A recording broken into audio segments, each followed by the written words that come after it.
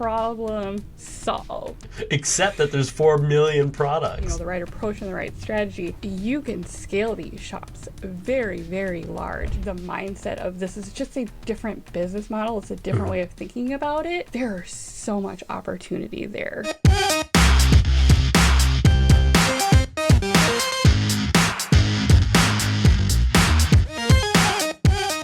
What's up, beautiful people? Jay here again from Jay's Way, and today I have a very special guest. Her name is Mandy Dobozinski, and you might know her as the serial entrepreneur that she is, the YouTube all-star, and more recently, life and Etsy coach in her Simply Thrive Club, where she coaches all things Etsy and print on demand, if I'm not mistaken, right? How's it going, Mandy? Tell us a little bit about yourself. Good. Thank you so much for having me. No problem, no problem. We've been touching base, touch and go since early summer, I think. And it's, we were just talking, behind the scenes here before we get started, just about how kind of life just gets away from you, and then you enter Q4 and it's like, boom, like what would be 2-3 days, a reply or response is like all of a sudden 2-3 weeks. So I know how busy you are, so thank you so much for being here. Friend.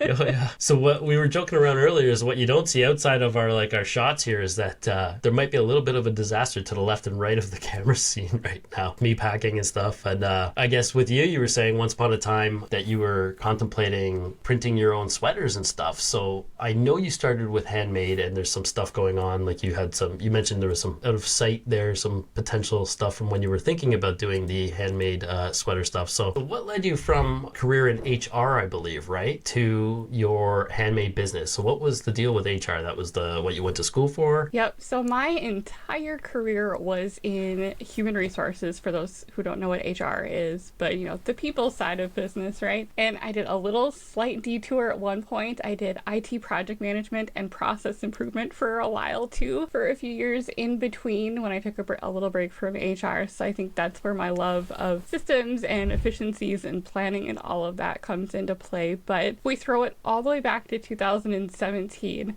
The female viewers will understand and appreciate this because my favorite lip color from CoverGirl got discontinued and I could not find a good replacement. So again, for all the women out there, you know how tragic this is. Nice. But I am a firm believer that everything is figure-outable. So I went where all great, ideas and recipes start, Pinterest. And so really the rest from there is history. I ended up starting out on Etsy with a handmade natural skincare business, which I still have to this day. I actually run it mostly on Shopify now. And so I work with other retailers via wholesale and also directly through my website, direct to consumer. And I ship my product all over the country. And so that was, my handmade business, and that's still what I do, and my husband helps me with it now. So that is kind of half of my world still. That's a lot. And that's how I ended up. So I shouldn't say after, but fast forward to 2021, like a lot of people during the pandemic, I just got super burnt out. I was very fortunate. I never lost my job. I was the head of HR for a local mental health agency. And so while I loved working with the people dearly, mental health workers are truly amazing people. It takes very special people to be able to do that, and they really were and are. But just me managing a lot of that, the potential for layoffs and financial struggles as a nonprofit as well, I just got burnt out. And so thankfully, I had my handmade business, which was still doing really well by that point. So took that leap of faith and just decided to go full time with it. At first it was kind of we'll just see how this goes 6 months in, if it's just not doing as well as I thought, or if I miss it. There's always a plan B, right? We'll figure it out. I'm very resourceful, but nowadays I can't imagine ever going back to it. And now obviously I do a lot of other things now too, which it gave me the time and freedom to do. So I totally hear what you're saying with the pandemic hitting and stuff. So I gotta commend you for recognizing the duress that some of our healthcare professionals were in and under and continue to be with faltering healthcare systems all over North America. My sister's a mental health nurse, so she saw a lot of that firsthand, and not only being present for patients but for us, for my family. You know what I mean? She just understands. They see things differently. They're trained to understand and empathize in a way that we only wish we could, and to absolutely. to see the lack of support for a long time kind of sucked, right? Because she's my little sister. She's only 2 years younger than me, but I want to go yell at somebody sometimes, right? As the big bro. But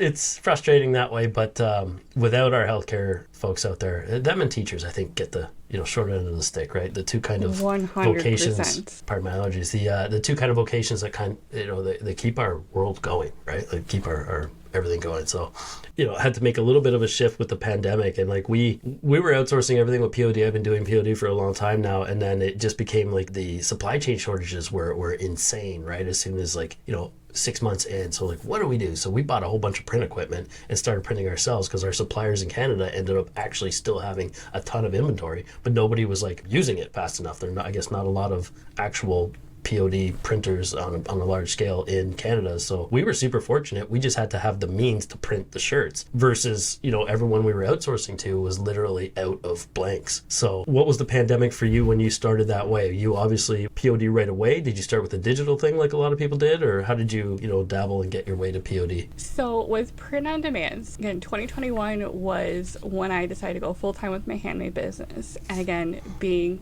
serial entrepreneur, right? I started to get that itch again right about a year in. And so in early 2022, last year I think it was, I started thinking about, well, what if I add like merch, or what if I want to do a little bit more with my business? So like, maybe I'll try Printful. I had heard of them, tried them, didn't totally love my samples, and just kind of noodled on it for a while. And then of course, again, where all great ideas come from, I saw all of these TikTok videos of shops doing, screen print transfers and using the heat press. I'm like, that seems easy enough. I could do that.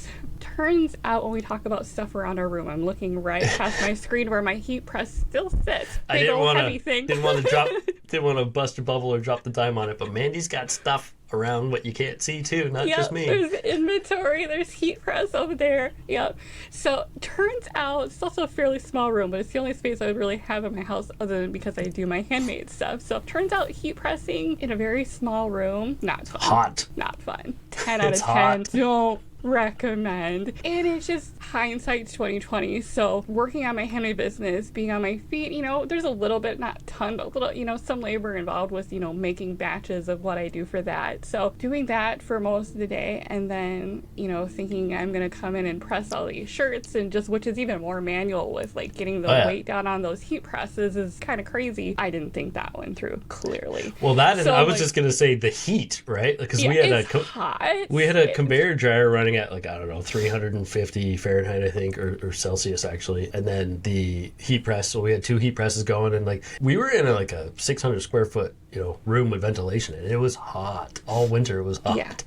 Yeah. So I'm like, between space and heat and what I was doing, which was screen print transfers, anytime you're doing it yourself, you pretty much have to commit to designs, because this wasn't a onesie twosie. You had to buy a batch, these screen print transfers, after you make your design, and you hope they do well. And the inventory that you have to buy ahead of time, again, massive stacks over my shoulder of things that are still hanging out, because again, when you buy the inventory, you hope it does well, you hope you've done your homework to figure out the demand, right? But there's still not a guarantee. I remembered my experience with print on demand with Printful. I like the idea, and again, like I said, in my mind, everything is figure outable. So I'm like, okay, let's figure this out. So then I landed on Printify, and I was hooked immediately.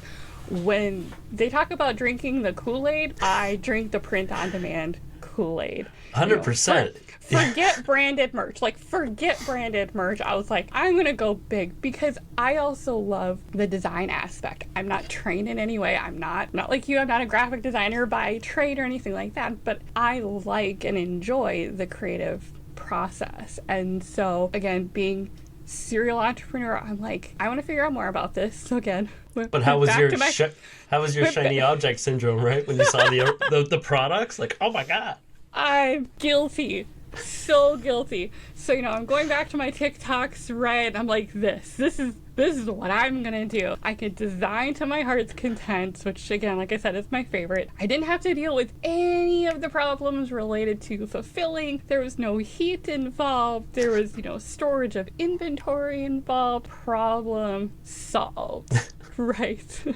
Except that there's 4 million products. And that was where I made my first mistake. So again, already knew Etsy, so I'm like, okay, I'm gonna fire up an Etsy shop and I'm gonna take my artworks. One of the things I like to do is like seamless patterns, and so like this is one that I made at one point, and I still love and do that, but I was making things and I was putting it on all the things, like no research, no nothing, just putting on all the things on Etsy, and I'm like, this is gonna be great. Well, as we all know, not quite how it works. And so, definitely served chilled on a tumbler doesn't always look great on a pair of underwear or something, right? Right. So I mean, so there was definitely a learning curve, but I mean, it didn't dissuade me from still wanting to make it work. But that was kind of my first step into the print on demand world, and kind of my point where I was just like obsessed with it. Like, this is so cool. And I think coming from that handmade perspective where you've done it yourself, and I know you can appreciate this with having done print on demand before it was, the printing before it was on demand, it's a lot of work. And for some people, if they want to continue scaling there, if they want to continue, invest in the equipment to do it themselves, that's great. But, for me, what I think is so cool is I could scale print on demand, and when done right and well with the right approach and the right strategy, you can scale these shops very, very large, and you don't really have any restrictions because you're not having to do it yourself. And you don't have to hire employees or make sure that you have proper electrical to run all the extra presses. Right. I call it freedom from fulfillment, and for me, that is what I love about print on demand, because it opens up so many more opportunities to run your own business, to scale a business without having some of the other variables and risk and investment that's involved. There's still plenty of work. I mean, make no mistake, you want to do this right and well, there's still plenty of work, but it's different. People enjoy two different sides of it. There are some people that really want that control, they want that end-to-end process with their fulfillment, and that's fantastic. Like, I like that with my handmade business, but as long as you have the mindset of this is just a different business model, it's a different way of thinking about it, there is so much opportunity there if you're willing to put in the work and understand how to do it well. I totally concur with everything you just said. It was nice to have the control again with, like, when we had our equipment, there was also not only production and inventory shortages all over, like, rampant, but there was also shipping delays, like, to a level we hadn't seen. So if your order was lucky enough to go out within the 3-week window, it might take 3 to 6 weeks to even leave that home state, depending on border closures. Never mind if you were trying to ship something overseas, like, stuff was in customs for months, right? Because borders were closed, a lot of it. So, but to be able to control the shipping element, so the Canadian-US border stayed open throughout, like, 98%, I want to say, of the pandemic. So that was in terms of business. So that was great. I was able to ship from here to the States, and you could still have your shirt in under 10 days from the time you ordered, which through the pandemic was like lightning fast, right? For the most part. So once some restrictions opened up, we were able to get it in your hands in under a week again, which is great. But that said, it came with all the things that you're talking about, like not being able to scale. Like the money is there, but you're now working for that money in a different way, right? Like you're in that shop in Q4 from 8 a.m. to 8 p.m. every day, all day until that's done. Whereas if you're doing the print on demand element, you're now only responsible for you. You don't have to hire new staff. You don't have to make sure what happens if somebody's sick or like buy more equipment or expand in any way. It's just you, your laptop, and the internet, right?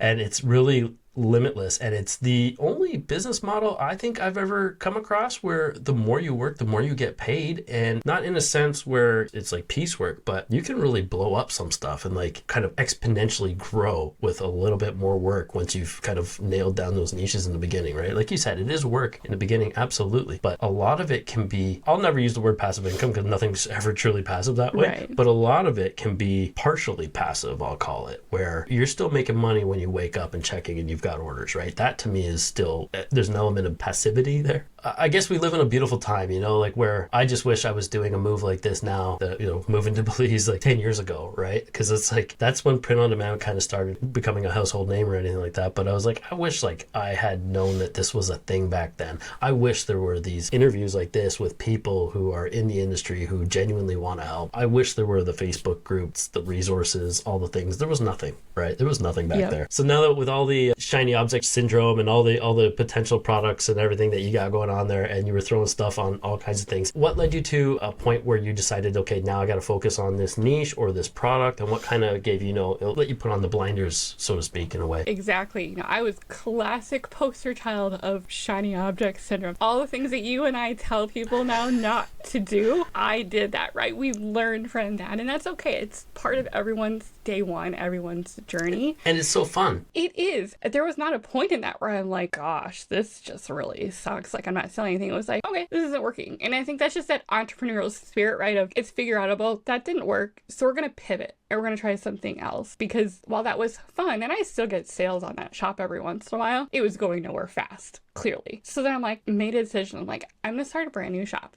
Right? This is shop number 3 or 4 for Etsy. And I'm going to focus on, for me, what seemed like the path of least resistance with a better profit margin. And that was, I went down the path of sweatshirts, right?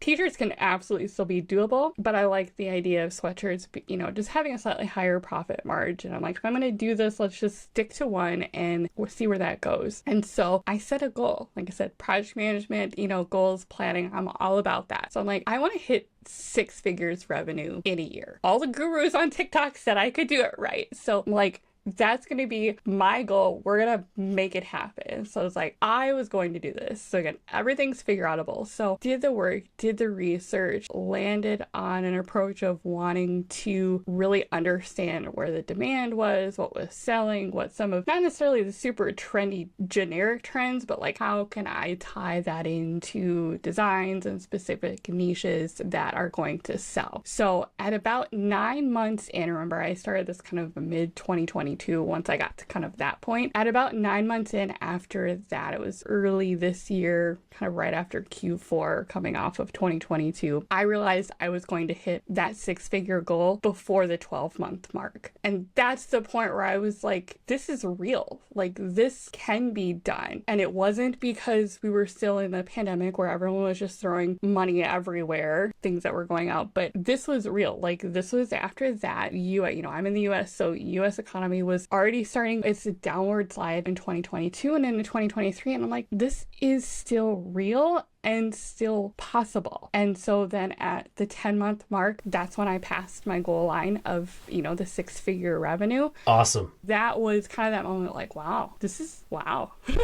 Yeah. At that point too, now, like if you're thinking like, wow, that kind of epiphany, you're just realizing like, I can just keep doing this now. So you've put all the work in the beginning, and all you have to do now is take the elements of success from all that work you've done and just kind of apply it a little more and longer. Yep. And with less guesswork, right? Like all the worst is over at that point. You just kind of continue to refine and learn and see what's out in the marketplace. Like I love just scrolling through Etsy, just seeing kind of what's out there or what's moving. How can I kind of work that into what I'm already doing? And you just kind of keep moving forward. Yeah, I think once you get that momentum is the hard part. I get that. Yeah. We hear that time and time again in the Facebook groups that we're in yours as well as the Printify one, is that stumbling block in the beginning of you're not seeing it. And it's that kind of willingness to push through and just be resourceful and kind of pivot if you need to. Like I said, I could have easily, I spent a lot of time on that first shop with all of my shiny objects. I spent a lot of time on that. Like, don't get me wrong. I could have easily said at the end, like, screw well, this. That was stupid. That wasn't worth it. Like, I don't know what people are talking about with all of this print on demand business. I mean, sure, it was cool and fun, but I'm going to do all that work and not getting any sales. Like, what's the point? And that could be true. And if you're really dead set on, like, this is what I want to do and this is what I want to design and how I want to design, you have to be okay with then not necessarily hitting your sales goal or getting the results that you see other people doing. Because in order to get that level of result and scale, you have to be willing to not take necessarily what you think or like or want, but what the marketplace is telling you you it wants and what customers are telling you they want. And it's not that you're talking to them, but you're researching, you're analyzing, you're observing what the marketplace is doing, where those bestsellers are, where those in-cart listings are. Often before they even get to that bestseller badge, you can see them before they happen if you spend the time to look for that. And so that is where I think you kind of get this fork in the road for a lot of print-on-demand sellers, is really understanding if you want to go in and go down the avenue of scaling and getting the revenue that you see other people doing, you have to be willing to, this isn't working, you pivot. If that's not working, you pivot. If that's not working, you pivot. I couldn't agree more. Enough, that's again kind of that entrepreneurial, that mindset of is a lot of this. We think there's some skill, and there is, but mindset will get you so far in this a lot of the times, because you have to be willing to make those changes and pivot when something isn't working if you're truly wanting to maintain and build a business and really see it through. And that's the key word, I think, is the business. Because like, if you want this to be a perpetual hobby, by all means, do what your heart,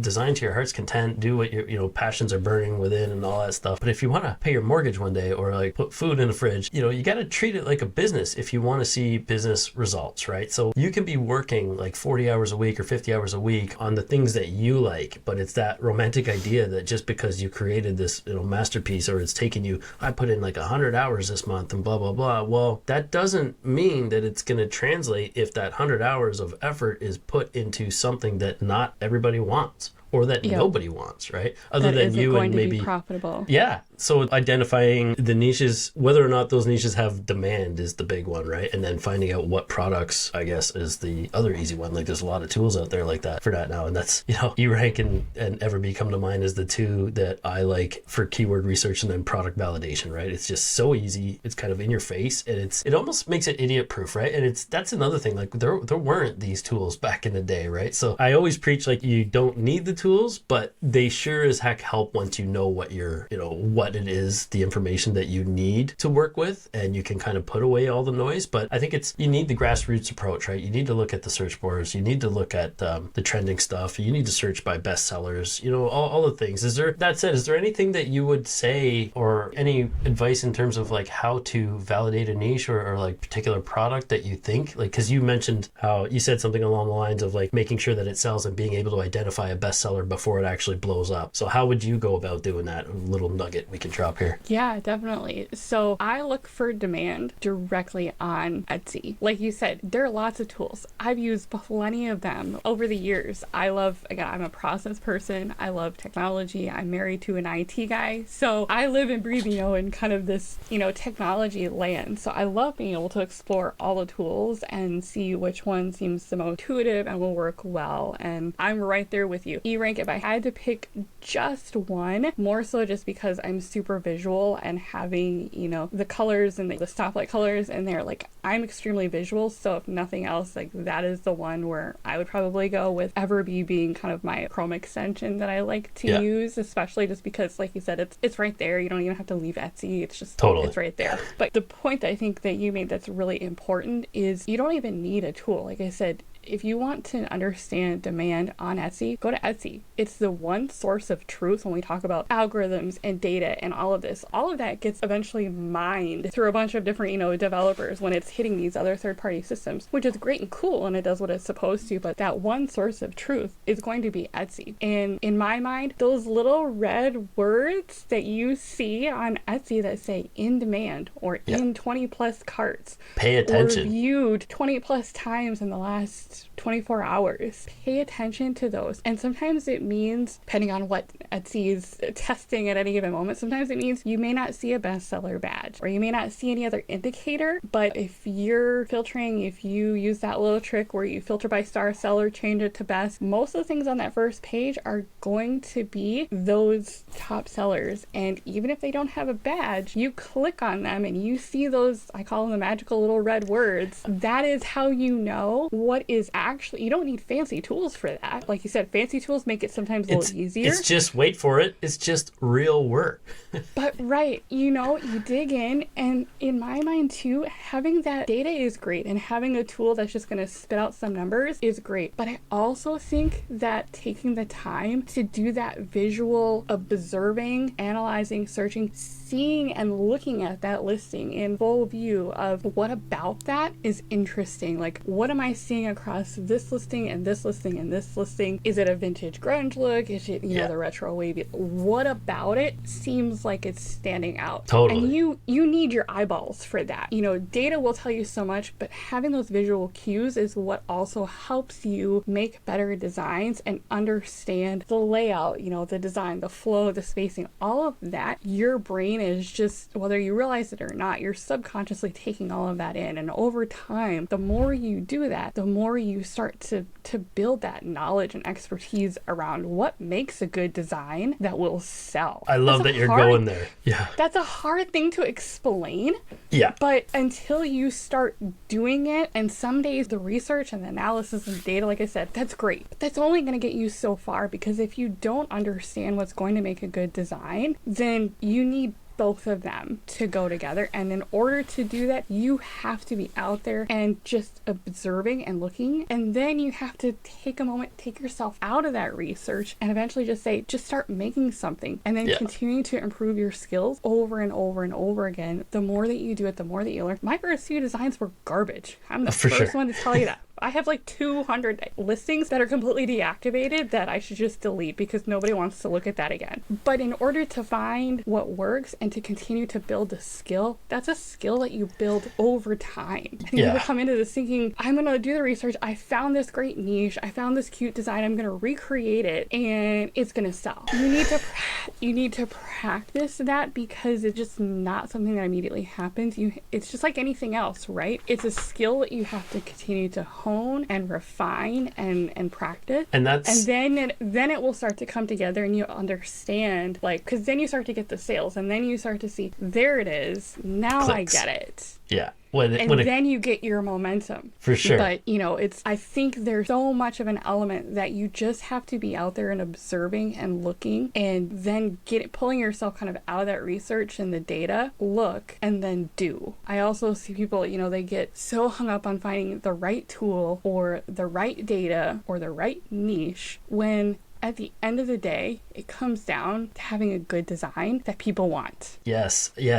100%. You touched on a couple of things there that I was trying to mental note before I forgot, but you said lay your eyeballs on it. That is crucial. So like, no amount of data can tell you if something looks good, or when you're seeing 2 or 3 things, mention 2 or 3 designs. This is something I preach all the time too. It's like to be able to identify patterns, and that's not only in keyword research or niche research, it's also in visual cues, right? Like, what is it what's the common element between these 3 or 4 best sellers or top sellers, or the ones that have that little magic red text or whatever saying like only 5 left, right? Like, what is the common element between these things, right? Like, and it's another quote that I've regurgitated a few times, but I think Tony Robbins said it first, was success leaves clues, right? So I knew that was coming up. It's one of my favorite quotes. It takes a world of like knowledge and just breaks it down so simply, right? Like, it's success leaves clues. What that means is that if you just pay attention to what is creating these successful listings, like there's all kinds of clues, and it's beyond that. It's right in your face. Like, it's not even clues at this point. They're giving you the recipe. You just have to kind of put your spin on it, like grandma's recipe is always going to be different from your grandma's recipe, right? It's just that little flavor and uniqueness on it, and that's something that I don't think you can teach. And it's one thing without practicing, right? You can explain the theory, but you have to put that into practice yourself. And one thing you mentioned was like when you become better at that through practice, but like it almost becomes intuitive, I wanted to say, right? Like, when you start to spot things, you just know what you're looking at. If you've done enough research in a particular niche or a product category or something along those lines, you'll become really good at spotting these things before they get the bestseller badge, to your point, right? And it doesn't only mean what's showing up on those pages. Like, you'll see an idea like, oh, that's a great idea. I haven't seen that anywhere else yet, right? And you'll just kind of be intuitively better at spotting potential in winners, right? People ask me all the time, it's like, how do you know? I'm like, you just do. After a while. I mean, that's a hard thing to like just say to someone, but it's like, and it's also gut wrenching for a lot of people to hear. And I don't want you guys to think that just because you don't see it right away doesn't mean we saw it initially right away either. It wasn't something that we were born with. It's a skill you develop, right? The difference between a talent and a skill is like a skill is something that can be taught, it can be learned, it can be perfected, right? A talent just gives you a bit of a head start, no doubt. Yep. But there's skills out there, like I draw, I'm a graphic designer. I've been given an artistic talent that allows me to kind of have a little bit of a head start. But do I believe that that sets me apart from other people? Maybe not. Maybe it meant a bit more of a learning curve. But do I believe that there are people out there who could have zero artistic ability and outsell me? Absolutely. There are people that do it every day. So it's just a matter of like putting the time in to learn and work on the skills that you maybe not were born with, right? But it doesn't mean it's out of reach for anybody. These are just things that take time and practice and patience. Like, you know, I'm seeing you and I both see it all over the place right now is everybody saying, well, you know, Q4 hit and we're 12 days in or 10 days in and where are the sales? I'm like, well, if you weren't making sales regularly before Q4, why would you think that when October 1st flips on the calendar, the page flips, why would you think all of a sudden that you're going to be getting sales now, right? Like, it's just one of those things where it's like, just because it goes back to what you said earlier, like just because it's something that you think is awesome or whatever, you feel like you've done all this research. Well, have you tested the market? Do you know that there's demand for what you're selling? And are your designs good? Because if people see, you can have terrible SEO, you know, but if your design catches somebody's eye enough for them to click on it and your design hits the mark or it's unique enough, then they're going to buy it. It's an emotional reaction and there's nothing that can trump that, right? If you, on the other hand, have a terrible design, but all the best SEO in the world, all it guarantees is that, you know, especially if you're running ads. Like everybody else's design that's out there. All that guarantees is that, especially if you're running ads, is that it's going to be a very expensive piece of crap looking design because people are going to click on your ad because they can't really make out what you've created. They're going to click on that, go into it, and they're going to walk away. So A, it's going to burn your ad budget. B, it's going to burn your conversion rate because no one's ever going to buy it because it looks terrible. And C, it's going to end up telling Etsy in the algorithm that your designs suck or nobody wants to buy them. So that, you know, if you keep repeating the same mistakes, your shop is just going to sink and fade away, right? So no matter how much you throw up, you end up just kind of throwing into this deep, dark void. And it's kind of depressing when I see people putting like all of this work in, but it's not the right work. It's not the stuff that moves the needle. It's not, I've had shops with like well under 200 listings outsell shops with like 3,000-4,000. You know what I mean? Yeah. And that's where you have to be willing to pivot. If it's not working, I always tell people, don't focus on the sales. You know, sales will be a byproduct of the work that you do and the knowledge that you start to build over time.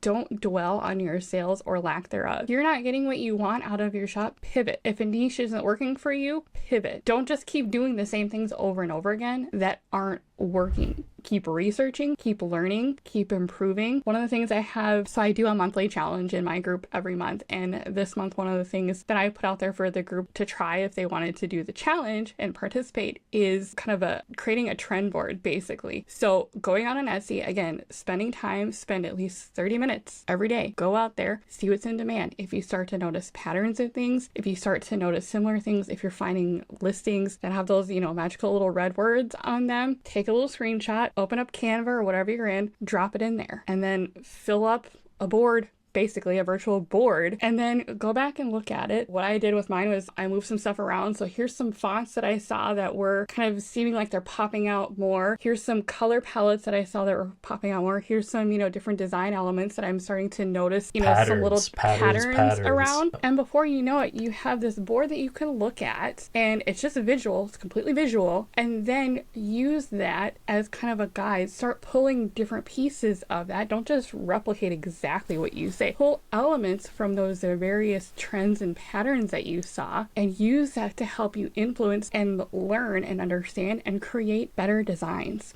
Totally. Because like you said, you can have complete trash SEO. You can have the worst SEO. You can have 0 tags on there. People send me listings all the time. How does this one have, you know, how is this one selling so well? There's not even any tags on there. I'm like, but look at the design. Yeah. Look at how amazing that design is. That is why that listing is selling and doing really, really well. Data is important, but it's not everything. Totally. Design, in my mind, is everything. If you had to pick one thing out of the entire piece of the puzzle, it's you need designs that resonate with a customer and with the market that will sell. And that this is people want. I think the tough love that people need to hear, right? Really, because like if you're designing, if you've got everything, oh, my keywords are great, my this and that, and if yes, some of that is self-proclaimed, and you might not want to put your shop out there to get vetted or whatever by anybody who actually is selling, but I understand that there's a comfort level there. But if everything is on point and you're still not making sales, there's a very, very good chance it's probably because your designs aren't up to par. Right? They're just not good enough. So that doesn't mean that you can't get better at it. But if you're not going to at least put the time in to better yourself artistically, then outsource that part, right? There's elements you can do, like inspiration board, if you want to call it what that is with Canva and stuff. Like that's exactly how I design in Illustrator, although I use Illustrator, right? So I'll just drag and drop all kinds of crap. So it's like this giant mess, and then my clear spots in the middle, and I pull pieces in and like kind of I work that way, right? So it's chaotic. I'm right-brained, left-handed, and yeah, it's a little bit of a mess, but in the middle out comes a couple of masterpieces. And once you're kind of like stimulated with all this visual new shiny ideas, I guess, you become like more inspired, and halfway through a design I'll just think of like 2 or 3 more designs, and I'll either text myself or write it right there, you know what I mean? Like it becomes a snowball effect in a very good way. That said, you mentioned your challenges in your group, so I'm assuming you're alluding to your Simply Thrive Club, which is, they can find it, we'll link to everything, but simplythriveclub.com. Tell us about it. What's that all about? Because I know you and I were talking about, like, we had a back and forth a few conversations about how we just wanted to give everybody everything without having an actual course behind a paywall, right? So this isn't a course, I'm assuming. Correct. Yeah. So, all of my coursework, if you will, and I do have like an entire course that takes you through from a strong foundation of all the different core concepts, but it's all on my YouTube channel. It's all completely free, and it kind of walks you through that. And then I have a couple other, series that I've done around design. But like you said, I felt strongly that I wanted to be able to share my knowledge and approach for building and sustaining a successful print-on-demand business in that way. So my channel is Simply Pod because my focus is really around efficiencies and trying to keep things as simple and easy to understand as possible. So that's why you see kind of simply threaded through like all of my, different components. And so then I have the Simply Thrive Club as really a place for additional encouragement with, we've got a dedicated private community app that's kind of away from sometimes the distraction of social media. There's support in the form of monthly live calls that I do with a group. We have accountability, which is another, again, big part of business is accountability. So we do that in the form of the, the different monthly challenges. And then there's also some additional resources like templates and some monthly niche research that I do and publish in there just to make the journey a little bit easier. Because again, and the reason I did it in this way is because one of the hardest aspects, I know you'll appreciate this, is with running a small business, any small business, not just print on demand, is when you hit those moments of doubt, or especially in the beginning, when you're hitting those stumbling blocks and really have that strong urge to just give up and say, this isn't going to work. It's a roller coaster. Even after the beginning, there are some days where, as a small business owner, like with my handmade business, things go wrong sometimes. It's a roller coaster. And it's why things go wrong all the time. Right. All the time. It's not just, we think print on demand is what so many people know, and, in our line of business, what they're used to, but it's like things go wrong in business all the time. And so many sellers quit before they've even really begun. And part of that is they feel overwhelmed. Yeah. They might feel lonely because they don't have anyone to have these types of conversations with and understand what I need to do specifically to improve or get better. Like, where am I going wrong? Especially if you have anyone that you can lean on. So that's why I really wanted to have a space like that. We also have what I affectionately call monthly planning parties. Not everyone loves planning. It's a little woo for some people, but so I call them monthly planning parties just to have, a little extra flair in there. But that's also where I think it's important that as a business, we take a step back from the day-to-day and actually set business goals, especially in the beginning where you're not necessarily sure what your trajectory should be, what you should be focusing on. Like, you want to get here. Because it is all chaotic, right? How do I get there? Like, if my goal is here, like when I set my 6-figure goal of, 12 months, how do you walk that back into something that feels achievable? Yeah. Achievable, attainable. How do you manage, like, what should my weekly priorities be? Like, what should my daily actions be? Because I feel like one of my core beliefs, especially based on all of my entrepreneurial adventures, we'll call them. I had a cupcake business for a few years at one point, so nice. That's a story for another time. But through all of my different, serial entrepreneurship, not only does it leave clues, but it also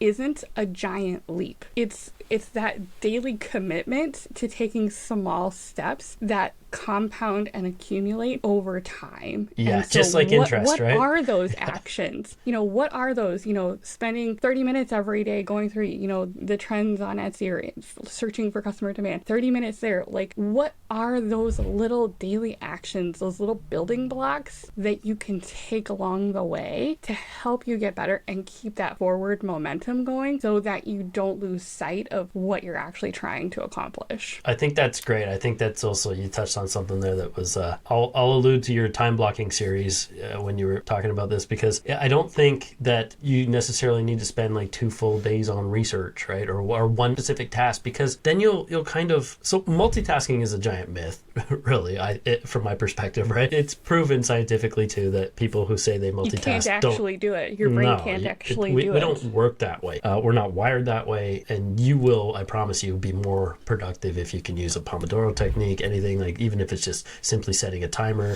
itemize the things you want to get done, or, follow the SimplyPod, Mandy's time blocking series on our YouTube channel, whichever works for you. But to be able to do multiple kind of elements of the whole process in a day keeps all of them also fresh. So you're not spending 3 days on this and then going back to design. And like, if you're new at this, especially like, oh, how do I use this tool again? How do I, little things like that, right? If you can kind of keep the muscle memory and the motor skills kind of working to some degree a little bit every day, you will get that 1% better every day. It's just like compound interest, right? There's nothing better. That said, we talked a bit about design and stuff and how, you weren't a designer. And I realize that design is such a massive part. We both agree on that. I'm thinking of doing some design tutorials on my channel. So if you guys are interested in any of that, let me know down below. If it's, otherwise, if it's going to fall on deaf ears, hopefully blind eyes, I want to know, right? I want to do whatever you guys want to do, whatever you want to learn. And if there's anybody you want me to interview, please also let me know in the comments who you'd like to see on the channel too. That'd be awesome. What's next for you? Are you working on anything? I know we're running out of time here slowly but surely. You and I could probably do this all day. And that's the other thing about your community that you said too, right? Is the like-mindedness, and how we were talking before we went live here. It's just our spouses, our partners in life, we can only talk to them so much. My wife Stacy's into print on demand now, so it's a lot easier. But when you don't have that person to bounce stuff off of, it can be kind of not debilitating, but it can be lonely, really. There's no other better word for it, right? So check out her, slipperythread.com. Go check it out. Worst case, you're going to find like-minded people that you can at least bounce ideas off of, right? So yeah, that brings me back to what's next for you? Is there anything good going on in the works, or is it just too busy right now to even think that far ahead? I think with being Q4, I think everyone kind of with the small business goes into survival mode. Mm-hmm. And so, that's really where I'm at, especially with running multiple businesses. Earlier this year, we retired my husband from his IT job so that he could take on actually some of the work in my handmade business. So he's helping me with that, and we continue that transition, which really I appreciate because it helped give me and allow me more time to spend supporting my community members and creating more content that will ultimately help others find their success with their own journey. And, in the meantime, I try to stay on top of posting videos every week on my channel. So you'll also quite often find me popping in to answer questions in the Printify Rockstars Facebook group, as well as Jay's own Etsy Print on Demand group. So I try to stay present as much as I can. And you're good at it. You're everywhere. Q4, survival, man, survival. Well, that's what I said to you right before we went live too. I'm like, how are you everywhere all the time? Like, how does Mandy do this, right? But I run on a lot of energy beverages. Yeah. Caffeine, it is, yeah. Caffeine. But yeah, I guess that's a testament to your systems, right? You're planning in your systems. Like, otherwise, it's more like me. It's chaotic, entirely chaotic. I call it controlled chaos.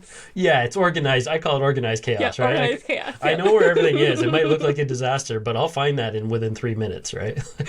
And that to me is a win. But so in closing, is there any Q4 tips that you maybe even just one golden nugget or two or more if you have them, but that people can implement right now? We're a third of the way through October. We're just scratching the surface really of when the Q4 kind of pops off here. Got another 2-3 weeks, I think, before Black Friday, and that's kind of really when, if you have any experience in the Q4, that's really where it kind of hits, right? That next 30 days from Black Friday to probably a week prior to Christmas. So anything that you want to throw out there that people can action like today? So big ones, my big things for Q4, have a backup plan for when you have products go out of stock. It's generally, for most products, not a matter of if, but when. Q4 isn't like any other time of year.